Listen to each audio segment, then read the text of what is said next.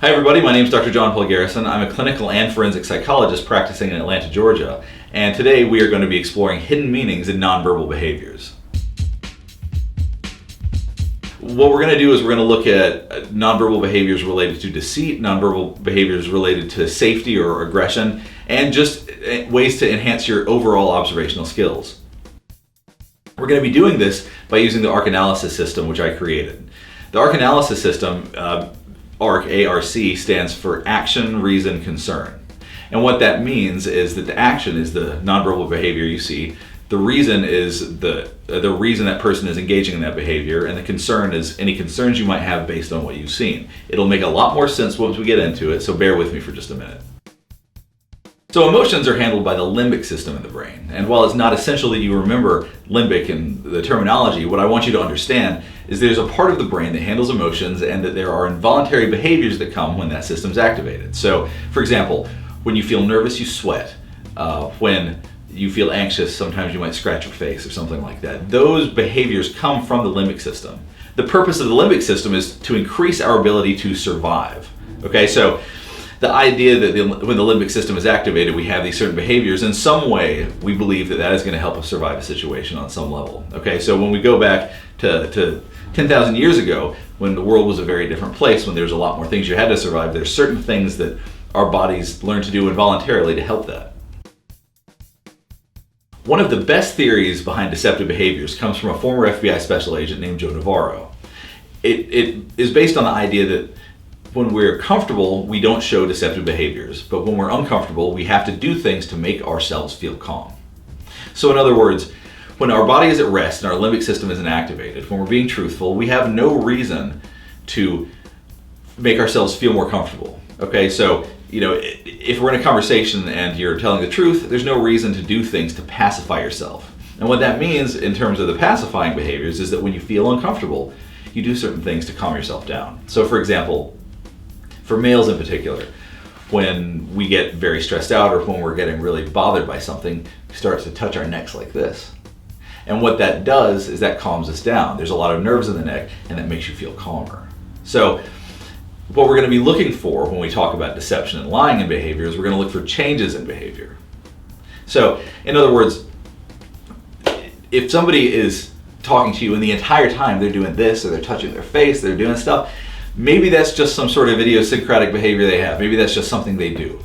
That doesn't really tell you a whole lot about behaviors, but if they're pretty calm and then you start talking about something and they start doing this or they start doing this, then you go, okay, maybe there's something to what I'm talking about that's making this person feel uncomfortable. Is it because they're lying or being deceptive? That's one idea. Maybe it's something else, but those behaviors are done to calm people down. The last theoretical thing I'm going to talk about is one of the reasons that we're able to look at deceitful behavior, and the reason that we're able to spot it is because of the leakage hypothesis, which in other words means that we have emotional leakage. When we're trying to hide something, the emotions will leak out in our actions, our behaviors, or the way that we act. So somehow we're going to express how we're feeling. It's just a matter of knowing how to see that. This is extremely important. There are no behaviors that absolutely indicate lying or deceit, period. I don't care what anybody says, there is nothing that is 100% that means that person is lying. So when we go through some of these, I don't want you to use these and look at people and go, oh, that person is definitely lying, or this person is doing that or that. What this is going to do is it's going to help you understand the fundamentals behind why we engage in certain types of behaviors. It'll help you understand to look and observe better, but it doesn't mean, okay, so somebody's scratching their face, that means they're lying to me. That's not at all what this means. And anybody that tells you otherwise themselves is probably lying or is just misinformed. So let's go on to look at some examples and go through how to better understand reading deceit and lying in nonverbal behaviors.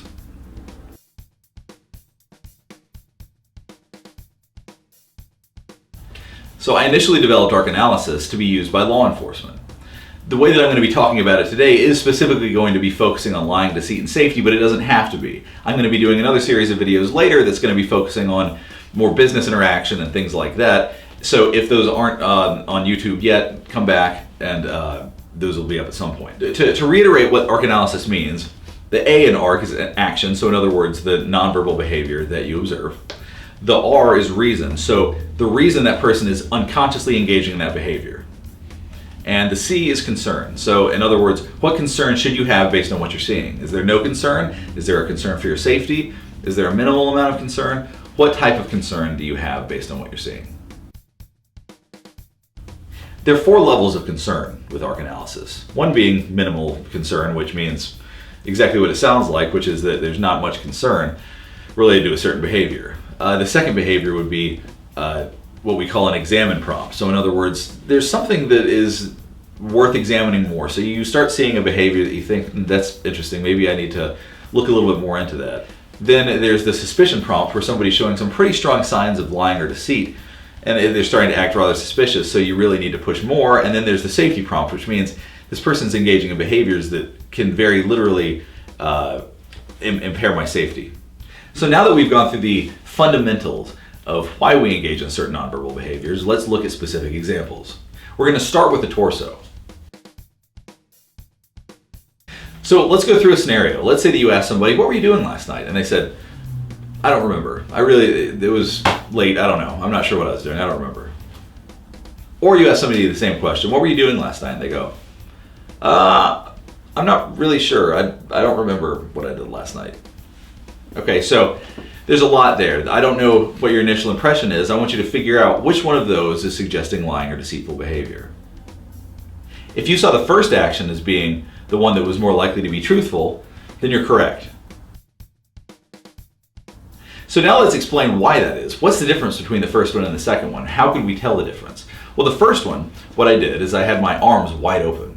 And what that does is that leaves my torso totally vulnerable. Okay? So if we're going back in evolutionary terms, your head and your body need to be protected. This is where all the important stuff is. Your hands are important, but not so important. If a bear attacks you and it tears your hand off, you're going to live. If a bear attacks you and it takes your head, not so much. So we try to protect this stuff. All right? So when I leave my arms wide open, I'm leaving myself open, and that's more likely that I am being open and honest. I'm being expressive, I'm being open, I'm being honest. I'm moving around, I'm allowing myself to be seen. Okay, and now the second example, I pull up one shoulder. It's kind of non-committal. I'm not really sure that I want to open myself up that much. I'm moving less. The less you move, the more you feel like maybe I can stay hidden. Maybe if I stay hidden, I won't be noticed.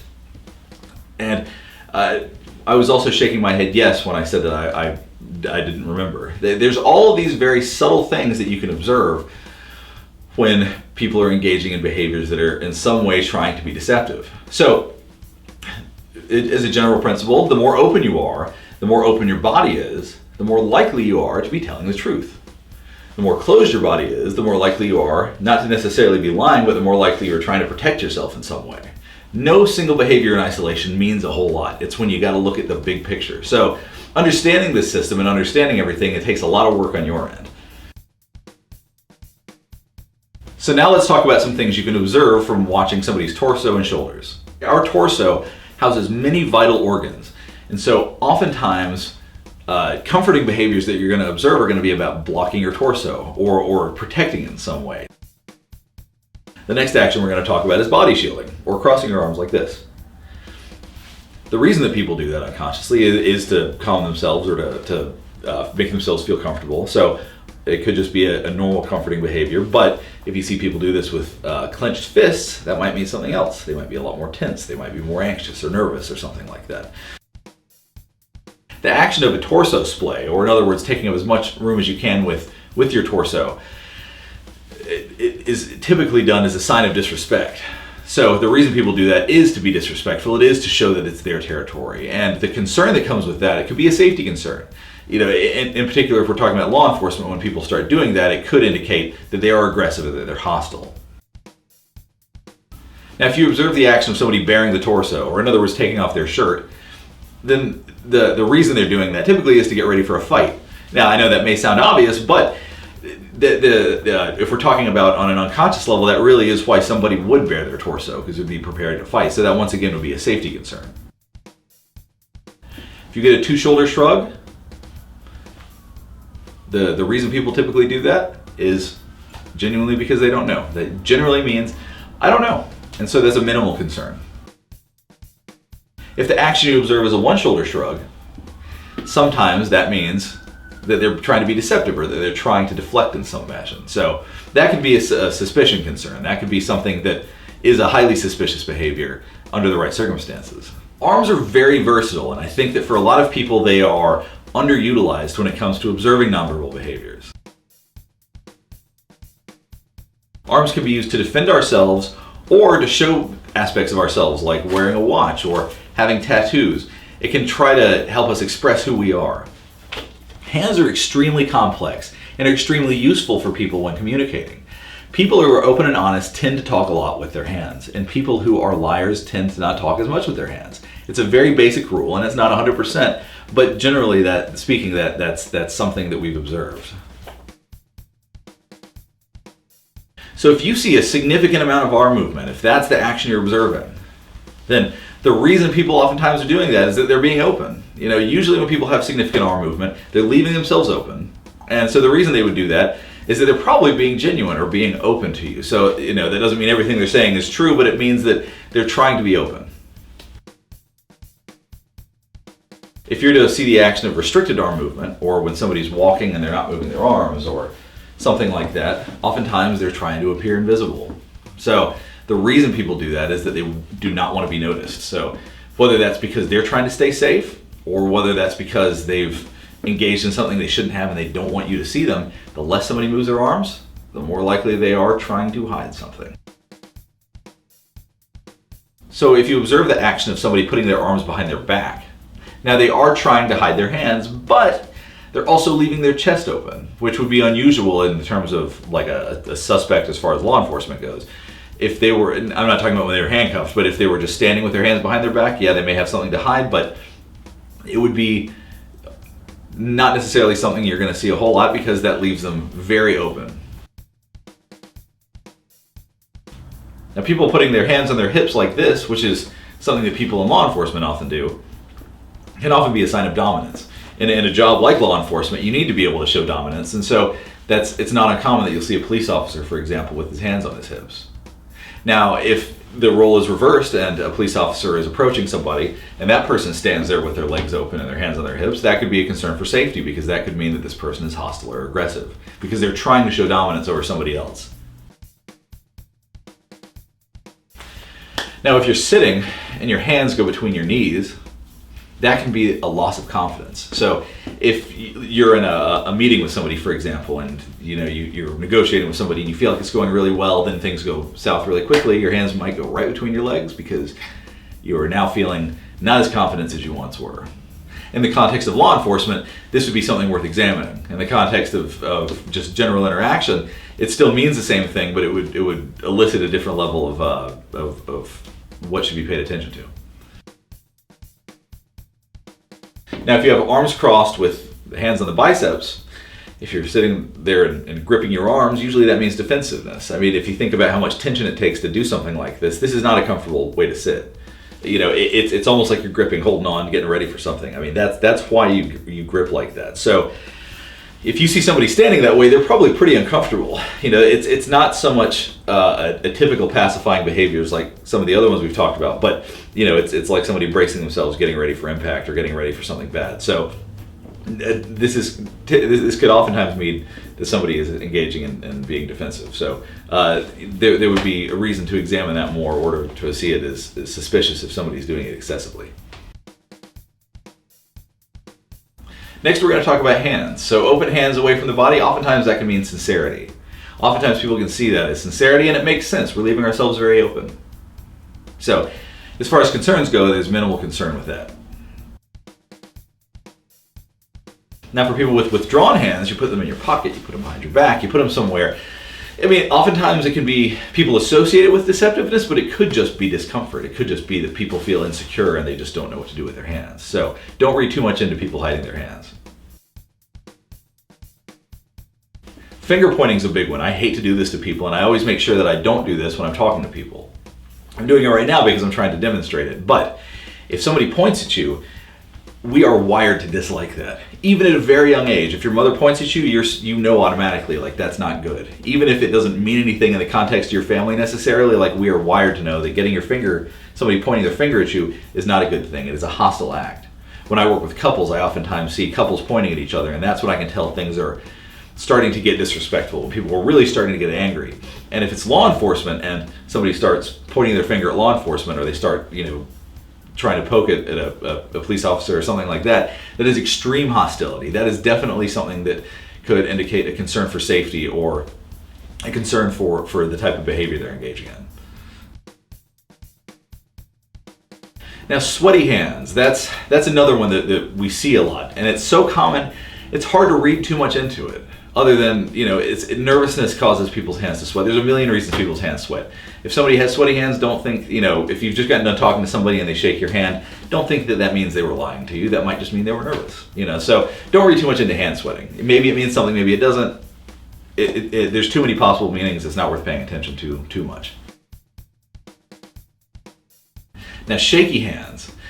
Now, some people are more sensitive with having shaky hands than others. Some people do tend to shake a little bit more. But in general, shaky hands means that you've got adrenaline going. And not just like feeling a little nervous. It means that's a lot of adrenaline, like if your hands are actually shaking. So what that would usually indicate is an elevated heart rate. So if you're talking to somebody, or if you're talking to somebody who's suspicious and they start literally shaking, that probably means they're feeling quite nervous. That doesn't necessarily mean they're lying, but it means that whatever you're talking about at that time is probably worth exploring more. Now, this is something, it's called steepling. You see the fingers put together like this. I'm sure everybody's seen executives do this on TV. Donald Trump can be observed doing this quite a lot. There's a lot of people that we see who tend to do this behavior. And if it's high up and it's like this, that's an extreme sign of confidence. The research has shown that people that do this are actually observed to be more believable when they're talking about something. So you see this a lot with executives and things like that.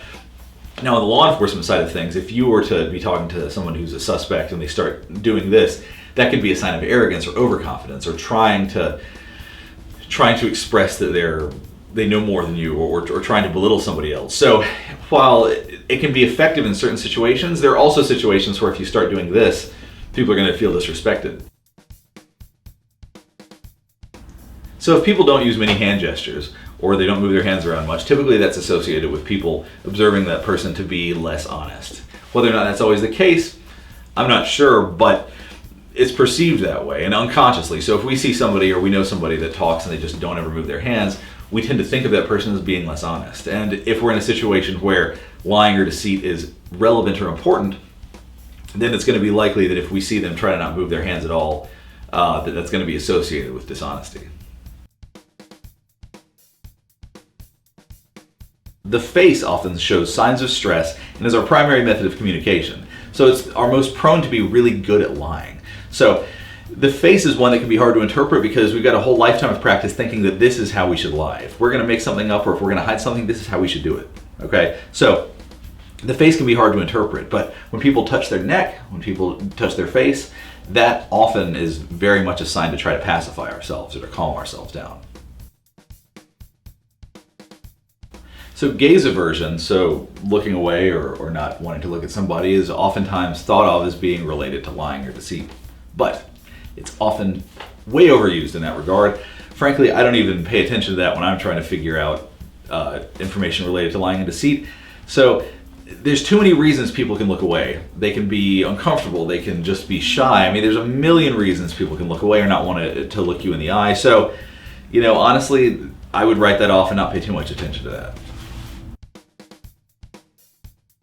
Now, squinting eyes is an interesting one, and this is something that when I'm in therapy with a client, or when I'm doing an evaluation on somebody, I notice quite often. So when people squint their eyes, if you say something they don't like, or, for example, and this is an extreme example, I wouldn't say this to somebody, but if you said to somebody, I really don't like that shirt a whole lot, somebody starts doing this, just starts squinting their eyes, you said something that they don't like. They're trying to block their mind from sort of getting that. So that's why they squint their eyes. It's called eye shielding. And so sometimes people just literally will close their eyes if they're talking about something really intense. But when you watch somebody squint, if you're saying something, that might mean you said something that bothered them, or that might mean that you're saying something that is making them feel irritated or something like that. So eye squinting, if you pay very close attention to it, can be very important. If you see somebody blinking excessively, oftentimes that's associated with stress or anxiety. So it might be worth examining that behavior more. Now, flaring nostrils is an interesting one. So you probably can't see my nostrils flaring right here, but when you flare your nostrils, that means when the wing of the nostril is open, that means you're taking in more oxygen. And why that's important is that if we are oxygenated, we are ready to fight. Okay, when we are oxygenating ourselves, when we're flaring our nostrils, that means we are preparing for action. That doesn't necessarily mean, like if law enforcement saw somebody doing that, that doesn't necessarily mean they're going to get attacked, but that means that person is, if not mentally preparing for action, which could just mean they're thinking about doing something, they're physically preparing to either run or fight or something. But that oftentimes can be an important clue to avoiding hostile confrontation. So, if somebody's about to have an explosion of energy, they're going to be taking in more oxygen. So if somebody starts flaring their nostrils, as odd as that sounds, keep an eye on that and watch for that. That could be important. Now, if you see somebody tightening their jaw, seeing the muscles flex right here, as you might expect, that usually means anger. So that one is pretty easy to interpret. Now, if somebody has a very strong, or not strong, if somebody has a very flat emotion, or if they have no expression and they're not somebody who is experiencing some sort of mental health crisis, because that can be a whole different thing, but if it's somebody who has no emotion at all, they're trying their best to not allow any of that emotional leakage. So if they're trying to be very neutral and very calm and very flat, oftentimes that could be a sign that somebody is trying to hide emotion. That doesn't necessarily mean they're lying, but it means they don't want you to know how they're feeling. Now, if somebody is rubbing their forehead, if you observe that action, oftentimes that can mean significant distress. So if in the context of law enforcement, if they're talking to somebody and they're starting to get nervous, they may really start doing this because it's really going to help calm them down, or it's a behavior that helps try to pacify them. When somebody runs their hand over their neck like this, it can oftentimes be doubt, insecurity. It can be an extreme, an intense way for somebody to try to calm themselves down. We observe this mostly in males. Women tend to play with jewelry. It's the same kind of concept. Or tend to play with the spot in the bottom of your neck right here. They'll touch that spot, or play with a necklace or something like that. But that oftentimes can be a significant sign of discomfort. For men, it's not uncommon that we touch our cheeks like this, that we try to calm ourselves down. It's like a less extreme version of this. It can mean nervousness, discomfort, whatever, but if you see somebody starting to do this, that means they're trying to calm themselves down. And this is one of those behaviors that you're going to start to notice a lot if you pay attention for it. This is something that you may not off the top of your head go, yeah, I know when people do that, but you're going to start if you start paying attention to it, especially in social interactions, you're going to see people, especially people that tend to be more nervous, doing this in relation to nonverbals related to lying and deceit and things like that. That's something that if somebody starts to tell you something that's not true, they might start doing that to make themselves calm down a little bit about the lie. Now, if I was wearing a hat as a male, sometimes we do something called ventilating, which is lifting the hat off, which is sort of trying to calm down. It's like, in a sense, like letting the heat out, and for women, it tends to be more hair flipping. So if you see a woman flipping her hair, that's ventilating as well. It could mean they're bothered. They're trying to sort of calm themselves down, let all the extra heat off is really basically what they're doing. So watch for that ventilating, the hair flipping behavior. That's not always what that means, but it's associated with that oftentimes. When you see eyebrows come together, it may sound obvious, but that typically means anger.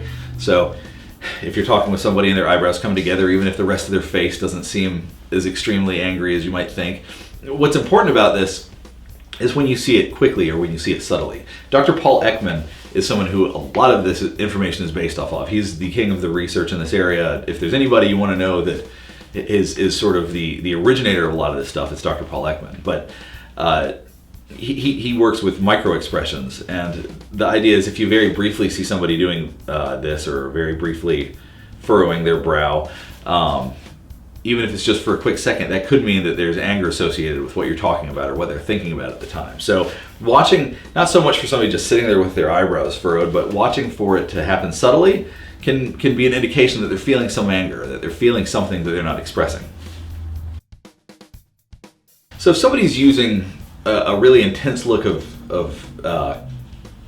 thinking deeply, if they're really doing this, sometimes people that are not telling the truth are taking the time to concoct lies. It takes a lot of brain power sometimes to make something up. So if you ask somebody a fairly simple question and they're really having to think hard about it, it could be just a matter of them using a lot of brain power to try to make something up. Repeating questions is a great method for finding out more about whether or not somebody is being truthful or not. Oftentimes people don't like to lie, unless we're talking about somebody who's a sociopath, and they can lie easily though. So, that's a whole other thing. But for most people, we don't like to lie. So if you keep repeating something and you keep making somebody have to lie more, they're going to get more bothered, and the more of these emotional leakage and all this that we're going to observe. An out of sync head shake can be a sign of inauthenticity. So in other words, if you asked me a question and I said no, then that might be inauthentic. So there's a big difference between no and no, like that. There's the delay can sometimes suggest that there's something inauthentic about the response.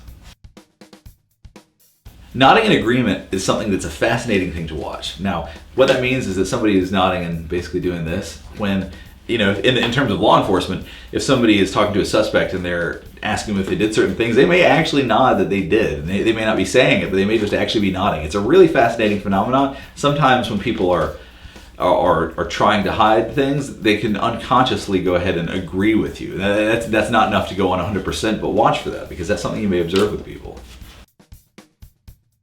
There's also the opposite head shake, which is, to me, it was one of those things that I've observed a bunch of times, and it never fails to seem strange to me that sometimes people will say no and be shaking their head yes. So you ask, did you go out with this person last night? Were you out, here and there? And they go, no, I wasn't. They may actually be shaking their head yes when they mean no. It's more common than you'd think, and if you pay attention, you may notice it. And like I said, don't take anything as 100%. That doesn't mean that somebody necessarily agrees with what you're saying, but it can clue you in that it's worth exploring more. Now, if somebody's eyes look down or their head turns away, it's just an attempt to shut out somebody else. So they're doing their best to block them for whatever reason. And there's a multitude of reasons. I wouldn't say that necessarily has to do with lying or deceit. That just means they're trying to block them out. So in the context of law enforcement, if somebody asks a suspect something and they just start doing this, it's, whether it's just because they are feeling angry or feeling defensive or whatever, they're trying to block the other person out. We use our mouths throughout our lifespans, even before we're born, to calm ourselves. So oftentimes, things related to the mouth and the lips is going to be related to feeling stress or trying to feel calm. So if somebody claims to feel one emotion and doesn't show it, oftentimes that's an attempt to mislead. There's some very basic things that we can do to understand and recognize emotion in people's faces. And one of those is that all emotions, except for contempt, you can observe on both sides of the face. So when somebody smiles, if they only smile on one side, it's not a real smile. That's not real happiness. If somebody seriously smiles on one side, that they're not feeling happiness. They may say they are, but they're not feeling it. Just like sadness, if you don't see it on both sides, or anger. All of these are going to be what we call bilateral, which means both halves. The only unilateral, which means one half. The only unilateral emotion is contempt, which, is something like that. So that's a really interesting and key way to spot when somebody is trying to convey an emotion and they don't really feel one. When we hear things that we don't like, we oftentimes purse our lips. Like that. If somebody's talking to a suspect and they say something that is related to something they don't want to hear, you may see them pursing their lips because they're feeling frustrated, they're feeling nervous, and oftentimes that just means they don't like what they're hearing. So when you see people with their tongue pushing the inside of their cheeks or their lips, that's a way that we calm ourselves down. Even back in when we're young infants, the reason that people suck their thumb or that we have pacifiers and things like that is that the mouth is a very soothing thing. So a lot of things related to calming down the mouth or lips is worth looking at. If you observe somebody's lips shrinking, that very literally means somebody doesn't want to say something. So, it may seem obvious, but it can be subtle at times. But if somebody keeps, doing that, there's something that they're trying to avoid saying, that they don't want to open up. Sometimes people will put their tongue between their teeth, like this. And sometimes that means that somebody thinks they just got away with something. So that's definitely a notable expression because it's sort of unusual. And a one-sided smirk. So if somebody's doing a one-sided smirk, then they're feeling contempt. Maybe they feel like they just got away with something. So keep that in mind when you see somebody smiling with one half of their mouth. So now we've covered everything from the head down to the waist. The legs and feet are going to be a different video, but there's plenty to say about them as well. I hope you come back and check out some more videos that I do on this. If there's certain subjects that you'd like for me to cover, please let me know. In the meantime, I highly recommend checking out former FBI Special Agent Joe Navarro's book, What Everybody Is Saying, and he's got several others that are fantastic. I highly recommend that. And Dr. Paul Ekman, who has created some really amazing research in this area. He's really a pioneer in the field, and if you're interested in nonverbal behaviors, if you're interested in learning more, there's an infinite amount more information there is to learn than what I have demonstrated today. So if you have any questions about this, feel free to leave a comment. If there's other videos you want me to make on psychology, let me know. And anyway, thanks for watching.